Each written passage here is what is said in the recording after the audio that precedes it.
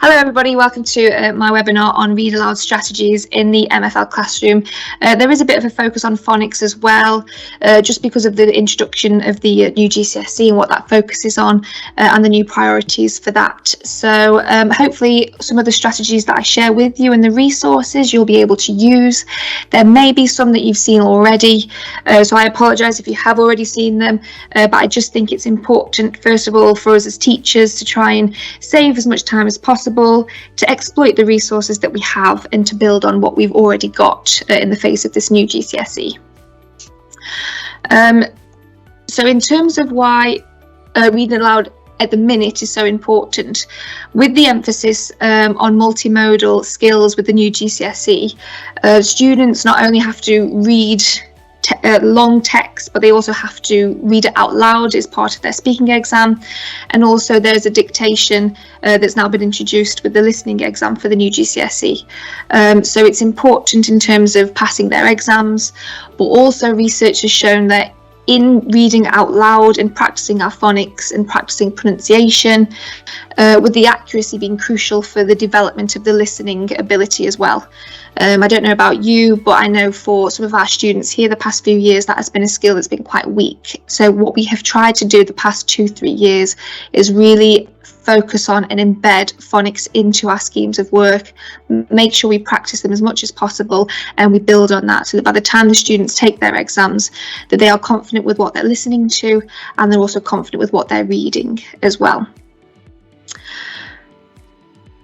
So in terms of embedding accurate reading into our teaching, I know I've fallen short in my teaching from being a trainee my first, second, third year. I make resources that I don't really exploit to the best of their ability. I use it once and then I completely forget about it. And I think in order to make it successful, we have to make sure that our reading resources are systematically embedded into our schemes of work, and that they are used and reused as much as possible. In terms of the phonics, again, I've been guilty when I've been making my schemes of work. I try to make sure that I get as many phonics into the schemes of work in year 7 or early years teaching as quickly as possible. But by doing that, I do tend to find that the students are quite overwhelmed cognitively and they don't remember things. So I've tried to slow it down in terms of building my schemes of work and make sure that everything that I use is being done thoughtfully and exploited to the most that it can be before I move on to a different phonic or a vowel sound. With that, I find that it has to be taught with the topic. So I've seen certain schemes of work and certain patterns with the introduction of the new GCSE whereby lessons are taught and phonics are exploited explicitly, but with there not being a link to a particular topic, students struggle to retain that information, and then in terms of reproducing it a few weeks later, they have difficulties and they'll get confused. So what I found to be most effective in terms of my schemes of work and in terms of my resources is making sure that what I'm teaching them and the phonics that I'm using are also embedded into the topic that I'm teaching them at the time. I also find that interleaving works best as well. I always come back to previously learnt vocab, phonics and sounds, and try and embed as much of that previously learnt knowledge into the new topic as possible. Even when students go into years 10 and 11, they might then see some of the vocab that they saw in year 7, and my expectation is that they remember how it's pronounced and they remember when I'm talking about it, they can understand, because again the foundations in terms of the phonics has already been built on quite extensively. As I've said before, in terms of cognitive overload, I've been guilty of it. I try and teach 2, 3, 4 phonic sounds a term or a half term, and because I don't have that interleaving, I don't review it and I don't assess it, then they forget or they get mixed up, and the A sound in French and the air sound, they tend to get confused. So I've tried to avoid that in my key stage 3 and 4 schemes of work, and hopefully by building on it slowly, what I've found now with my current year 9 students, because we started this 2-3 years ago, is that they're a lot more confident distinguishing between the phonics and the sound spelling correspondence that we've worked on. And also, exploit AI, you know, in the following of COVID and us, you know, having our Teams meetings and exploiting all of those platforms that we found for free. I've then again been victim to just forgetting the resources that are available to us. So I'll be showing you some of the resources that I use to embed authentic French, spoken French, as well as some of the reading activities that are linked with that, and as well with Language Nut, with them now building on the vocabulary that has been introduced in the new GCSE and all of the activities that they have on their platform. It works really well with my teaching in terms of making sure the students have that exposure both in lessons and at home as well. So in terms of embedding phonics at the very, very start, I used Sue Cave's 7-step process in terms of making sure that the phonics are secure before I then move on to sentences, to reading text, to reading out loud. Everything's sort of been built on from a word phonics to sentences to grammar to the pronunciation of a full text. I've tried to link the resources on this webinar together so that you can see the thought process behind the vocab that I've used and how I've been able to build from single words to then sentences to then GCSE text and linking it all through. As the new specifications show, like I said, students will not only need to read aloud, but they also need to be able to understand there's the dictation, and having that strong foundation for the sound spelling link is really important for our students. Also, my resources focus on a minimal preparation. So something like this is what I will show my students at the very, very beginning of their time at secondary school. So they can see it, it's very visual, they can tick it off as we use it. And then throughout the years, again, we keep referring back to this funky French phonics, for example, that I've got in front of us. So to start off with, these are some of the activities that I use to engage the students in just practicing phonics at a single word level. Each of these activities has the potential to last between 15 and 20 minutes. And what I've tried to focus on is the minimal preparation and maximum output that we can have for the students. Some of these activities allow you as a subject specialist to roam around, check for errors, the emphasis being more on the students than on you yourself, and any of those inconsistencies that you hear as the classroom practitioner, you can then bring the focus back as a class once you've listened to individual students. I'm just going to talk through some of them. I think in terms of things like bingo and battleships, we all know the premise of that. We all know what we have to do with that. But I've chosen and selected 4 of these activities that, again, minimal prep, maximum output, and just allows you to go and to hear the students working either in pairs or in teams. So one of the activities that I find quite successful with students, particularly at the start of their Key Stage 3, phonics disco. So I assign a movement to a sound, and I try and make them different enough so that if I say the sound differently, I can catch the students out. So it won't be things like 1 hand, 2 hands. I'll try and make it stand up, sit down, 2 hands, sit down, just so it's very obvious for me as the teacher if anybody's mispronouncing these, not mispronouncing, if any of the students are doing the wrong movement to the sound that I make. Again, it's getting them up, it's getting them moving around, and I tend to find that the engagement is at the maximum when all of the students feel like they're taking part in something.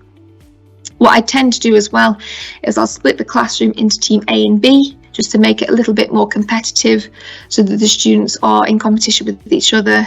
And then usually whoever wins either gets to go first when the bell goes and the losers have to tidy the classroom, or the losers have to collect the exercise books. Again, something that's really minimum in terms of your input, but the students then, you know, feel like that they've got something that they have to sort of overcome. So that's phonics disco. Snakes and ladders. I have a blank board of snakes and ladders, and I'll create an answer sheet that's passed around between the players. If I'm introducing vocab such as the months of the year or numbers, very simple structures, again singular words, I provide a word sheet or an answer sheet. So if I roll a 7, whoever has the answer sheet in front of them, if they're working in 2s, 3s, 4s, will say the word in English, for example, July.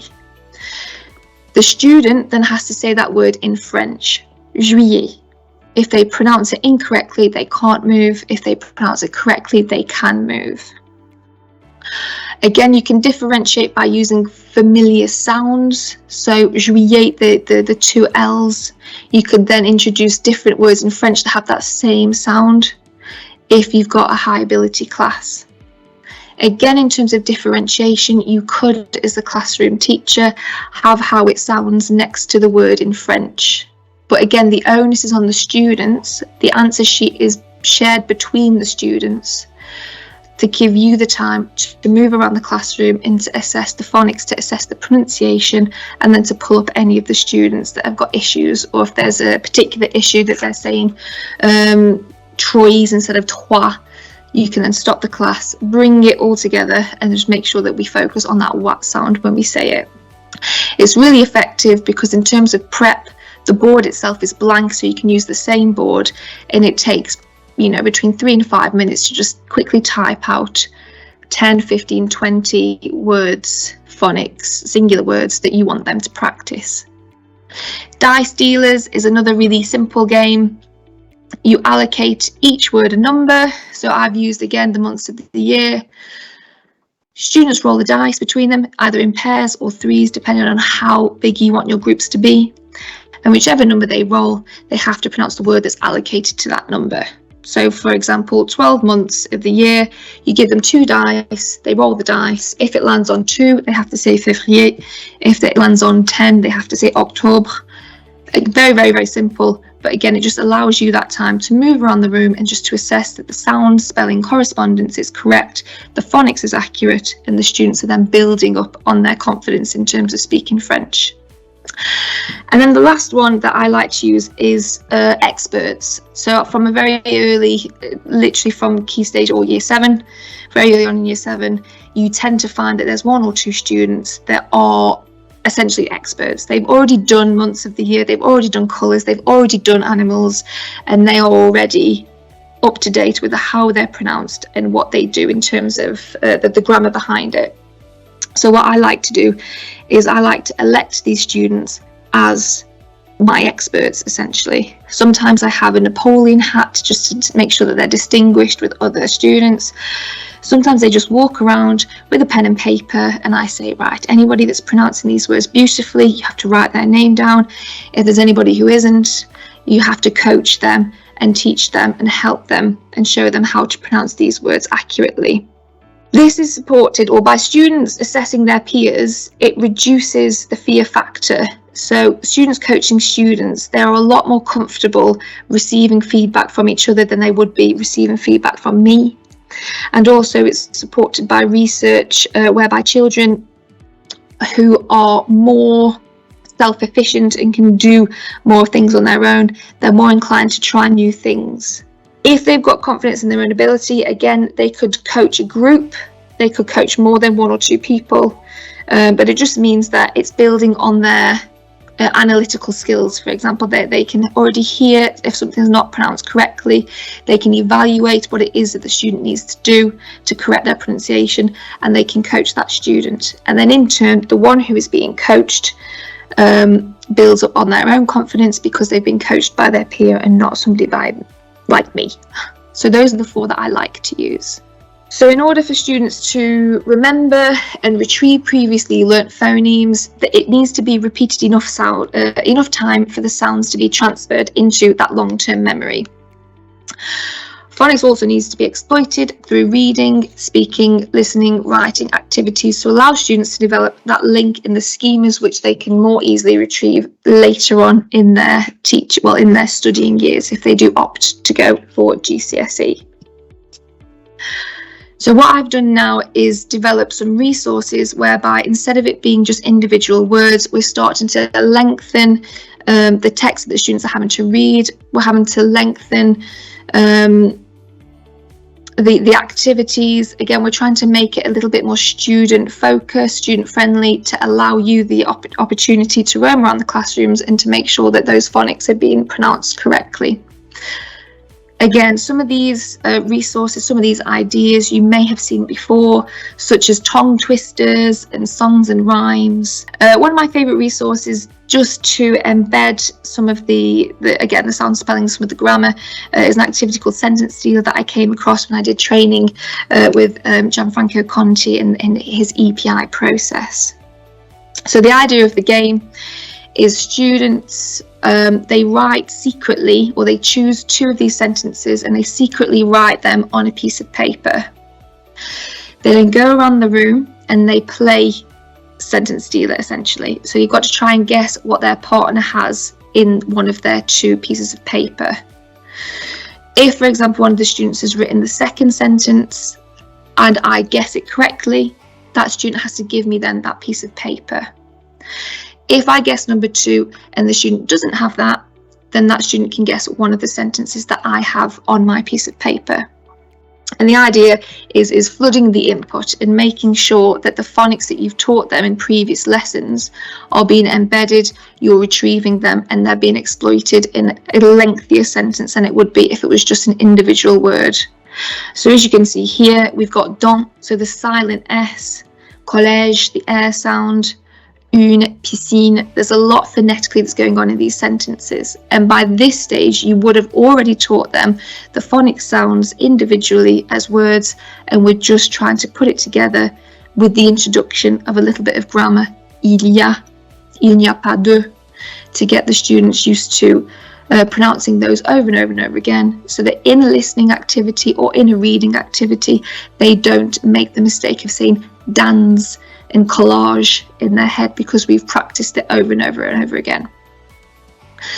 You could exploit this, so the next lesson or the following lesson you could do a listening activity whereby I read things that I do have and I don't have in my school, in my classroom.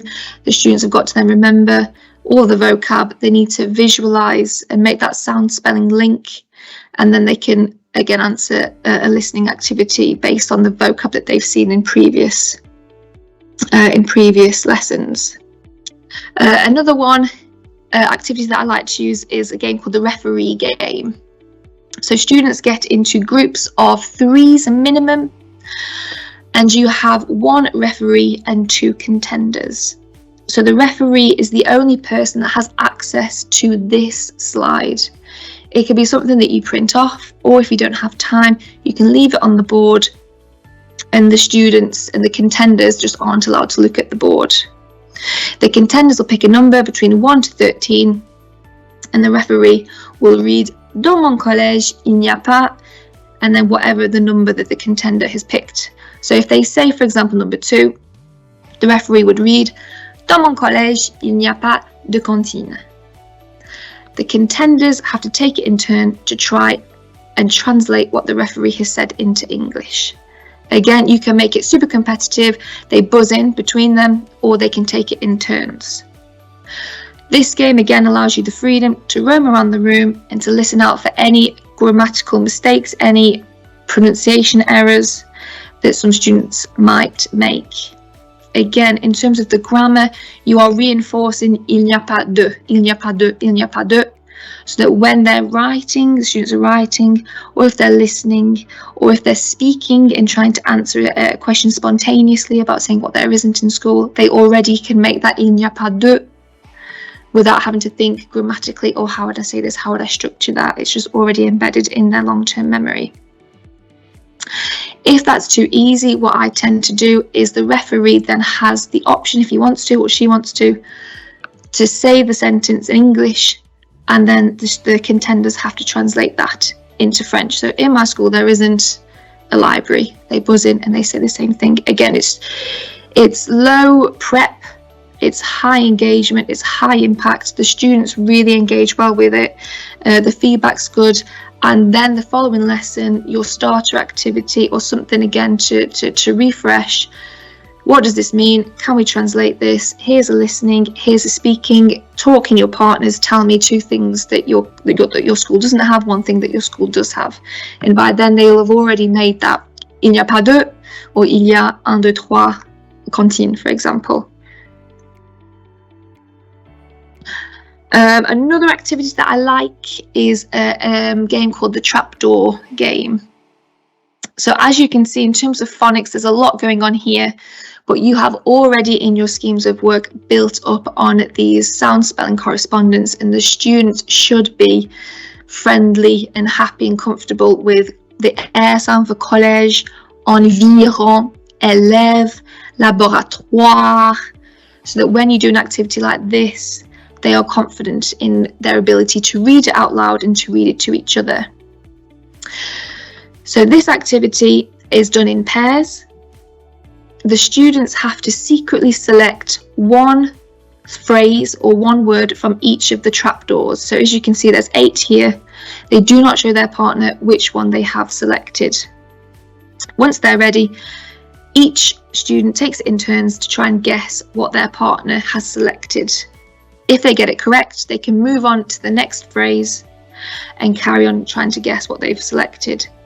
If they get it wrong, they then go back all the way to the start and their partner has a go at guessing what they've got.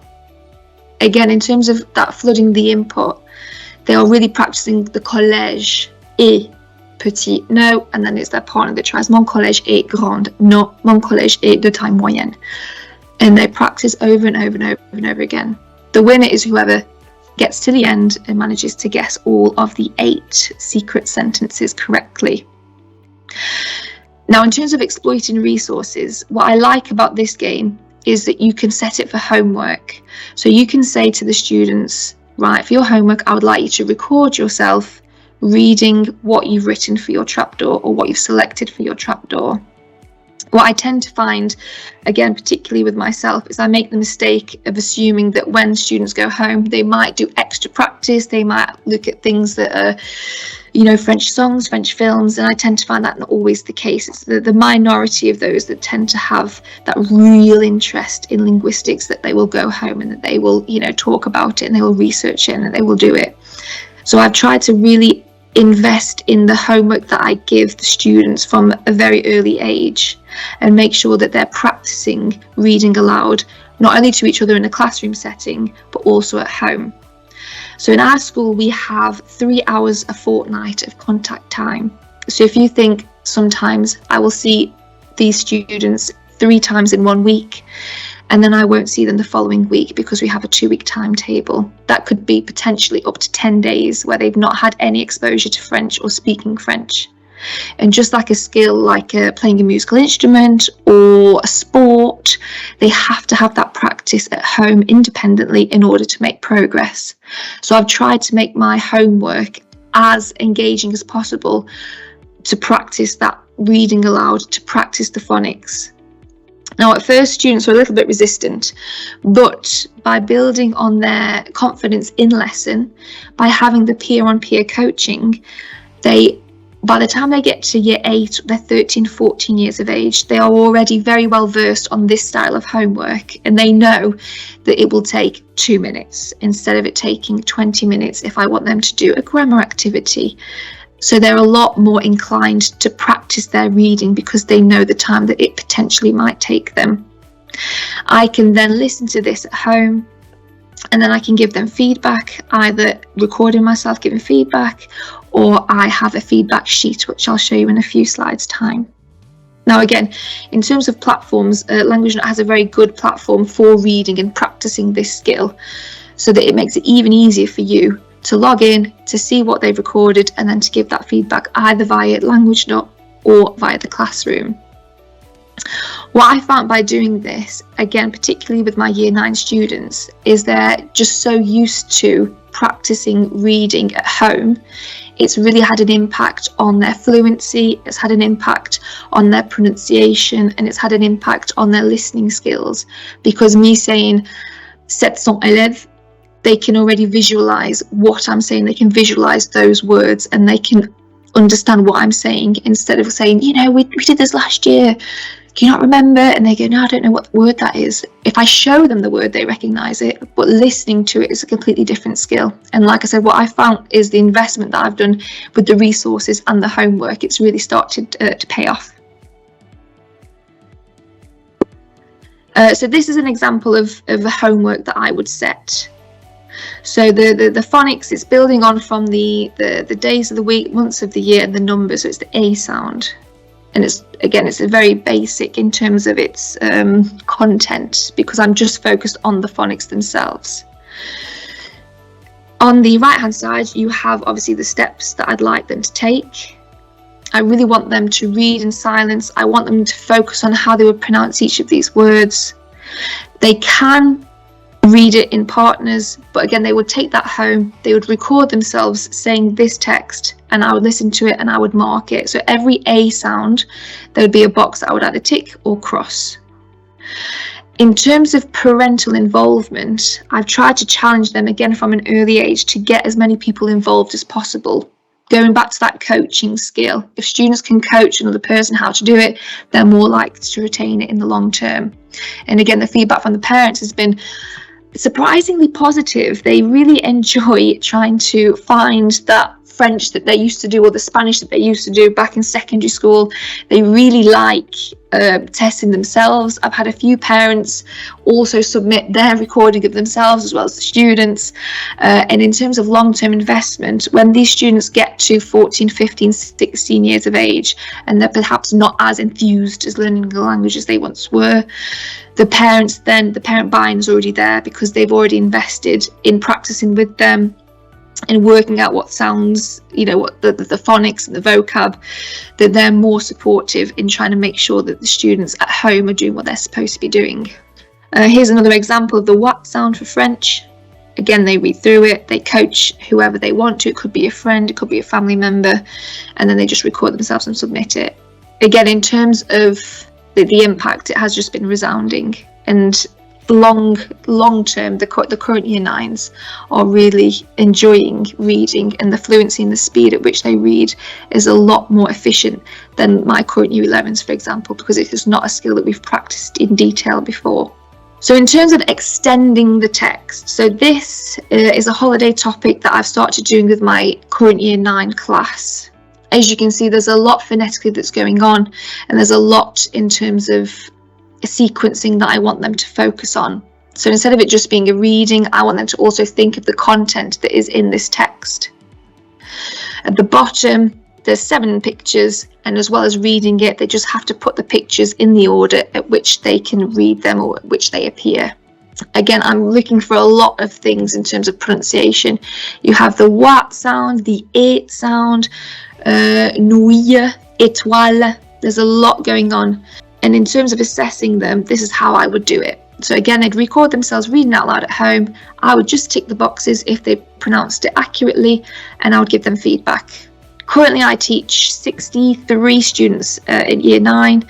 This, for me, takes me less than an hour to mark all of them, because it's just a quick tick in the box, the sound that they've assessed, and then the feedback. So if there's any issues, I just write down very quickly at the bottom the feedback. You pronounce the what sound really well all the way through.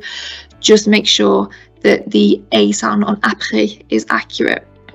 Again, they really like having their feedback. They really like engaging with that, and you can exploit it even further, which I'm going to show you soon. In terms of linguistic patterns, like I mentioned earlier with the il y a and the il n'y a pas, when we extend the text, it is good for students linguistically and also when they're reading, just to get to terms with using 2 verbs together. J'aime jouer, for example. Time frames, tous les lundis, chaque lundi, tous les weekends.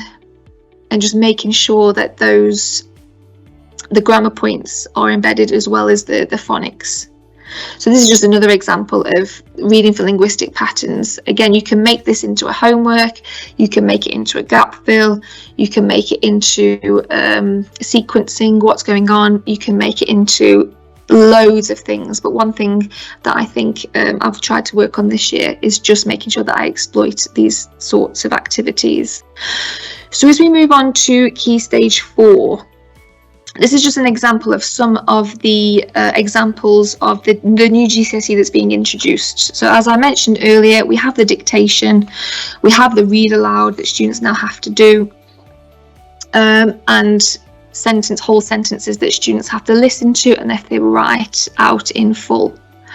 Some of the things that they focus on in terms of the dictation, you have the silent last letter, you've got plurals, you've got verbs in different tenses. There's a lot of things that students have got to listen to and try and remember in terms of the pronunciation, what the word is, what the word looks like. Is it in the future tense? Is it in the past tense? Je suis allé. If it's a je suis and not je vais aller, how am I spelling aller? All of those things we have to think about. And again, one thing that I've been guilty of in the past is teaching phonics so much in year 7s and 8, and then you get into that exam mode in year 10 and 11 where it's content, it's vocab tests, you have 4 skills, you neglect one, and when it comes to something like dictation and you say c'était génial, the amount of different spellings that you'd have for c'était is mind-blowing. It even surprises me that you can have that many different spellings of c'était, but it does happen. So I've tried again to link the activities in Key Stage 3 into Key Stage 4.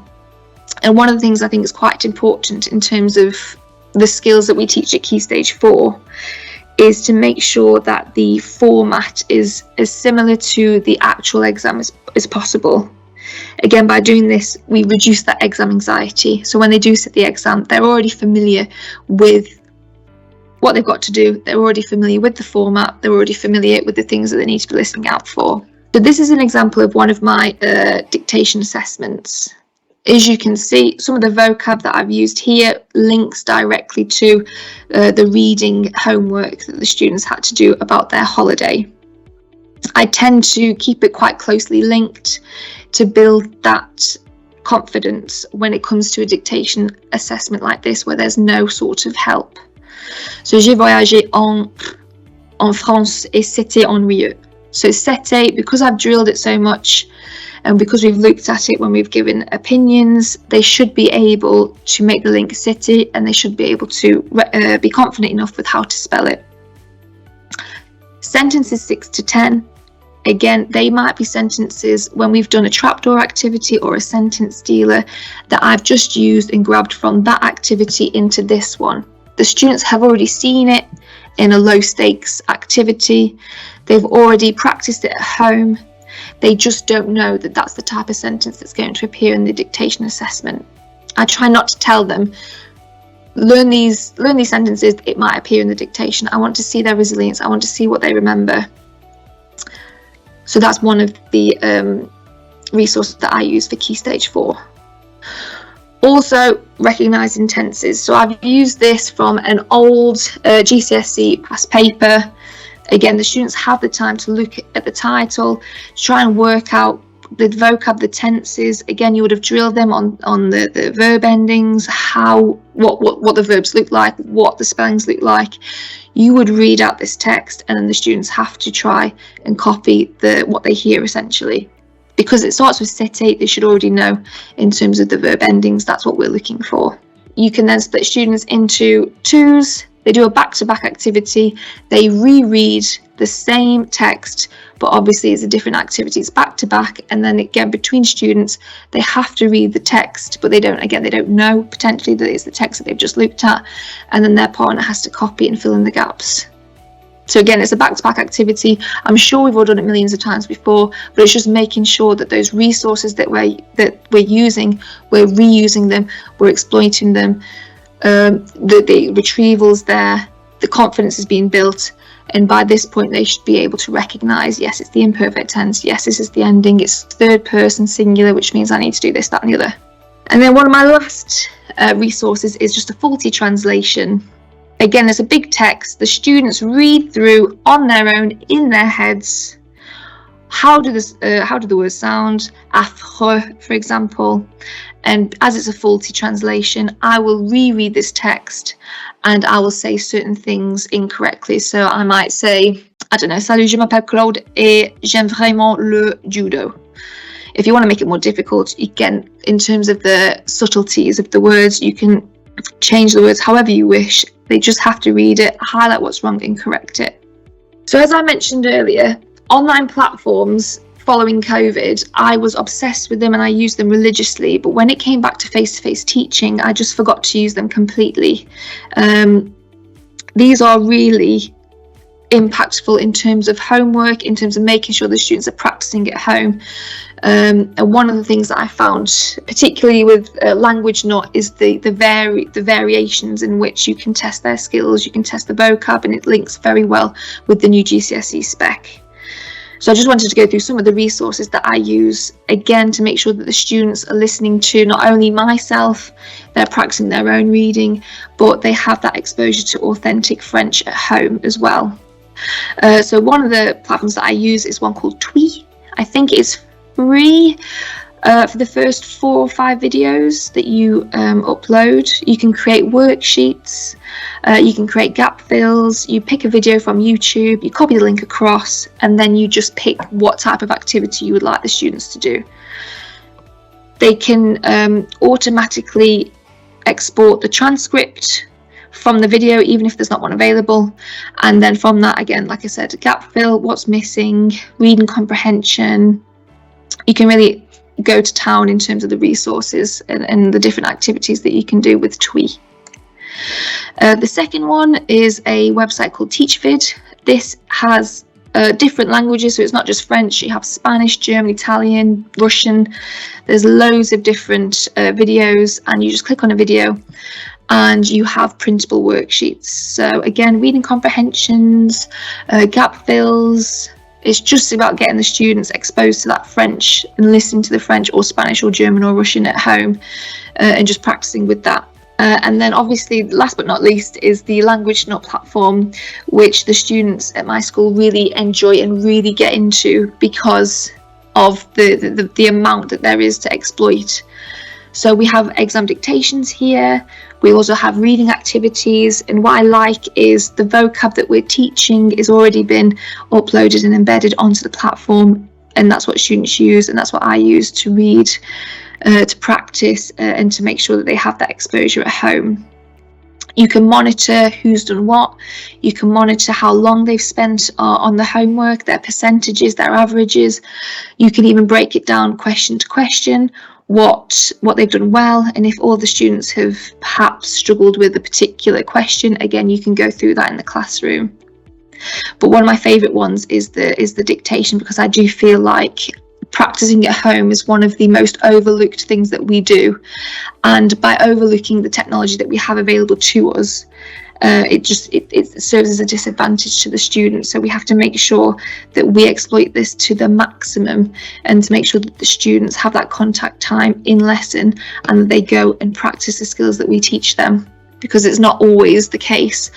And especially with the speaking and the dictation as homework, because they have to do it themselves, it's not a case of I've not done my worksheet or I'll just copy the answers off my partner. They actually have to invest themselves in practicing that skill. So it is a really good one on Language Nut to get them to do that as well. And like I said, the feedback you can do in class or you can do individually. It's completely up to you. So I hope you found some of the resources useful. I hope you managed to see the build up from single words to, again, exploiting sentences, paragraphs, etc.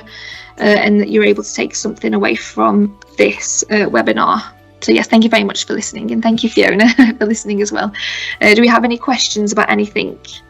Yeah, no, I just wanted to say, I'm sure everybody agrees, a massive thank you. There's so many ideas in here that I can see would be so usable in the classroom setting. So I've had lots of people asking if we're going to be sharing the slides around, which the answer to which is absolutely yes. We will be sending those around afterwards. So all of those ideas will be in your inbox all very soon. I did have somebody ask as well in the chat, how often would you want to set a read aloud homework, for example? How often would you want students to be practicing that skill on a homework? I tend to do it fortnightly, so they're very well versed on it, and by the end of year 7 they just know what they have to do. They're usually quite quick to do it, and they're quite keen to know their feedback, but it's usually once a fortnight I do that. Fab. Also, while I'll do my quick spiel now, and if anybody does have any further questions, please do pop them in the chat or in the Q&A as we go along. I will just say from a language perspective, this has been fantastic. We will be, obviously, if you're teaching French and you've had a look at our new resources for French, we are making sure that in line with the new GCSE, we're releasing new exam skill content that's already been released so far for French Key Stage 4, and it includes a slightly more substantial exam style dictation activity that's teacher marked, as well as an actual read aloud activity, sort of in the style of the exam boards and following those sort of new topics or thematic contexts. We will be obviously releasing the same for German and Spanish as soon as possible, and we'll also have those skills in with now new Key Stage 3 resources, certainly before the end of this academic year. So yes, thank you Nicola for giving me a great opportunity to to shout about those sort of coming soon things.